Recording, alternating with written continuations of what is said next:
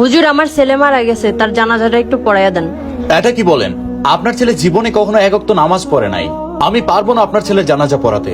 হুজুর, আল্লাহর দোহাই লাগে, আপনি আমার ছেলে জানাজাটা পড়াইয়া দেন। আমাকে মাফ করবেন, আমি পারবো না আপনার ছেলে জানাজা পড়াতে।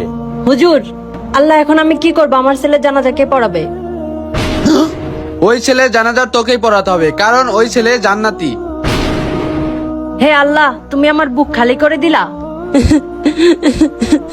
আন্টি, আমি আপনার ছেলের জানাজা পড়াবো। কিন্তু বাবা, তুমি তো না করে দিয়েছিলে। হ্যাঁ, আমি না করেছিলাম ঠিকই, কিন্তু আমি ঘরে যাওয়ার পর আল্লাহর ফেরিত একজন ফেরেশতা এসে বলেছেন আপনার ছেলের জানাজা পড়াতে, এবং সে নাকি জান্নাতি। কিন্তু আমার জানতে খুব ইচ্ছে করে, আপনার ছেলেকে জীবনে কখনো দেখিনি একক তো নামাজ পড়তে, একটা সবের কাজ করতে, কিন্তু সে কিভাবে জান্নাতে যাচ্ছে?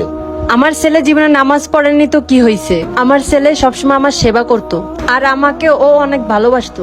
মায়ের পায়ের নিচে সন্তানের বেহেশত।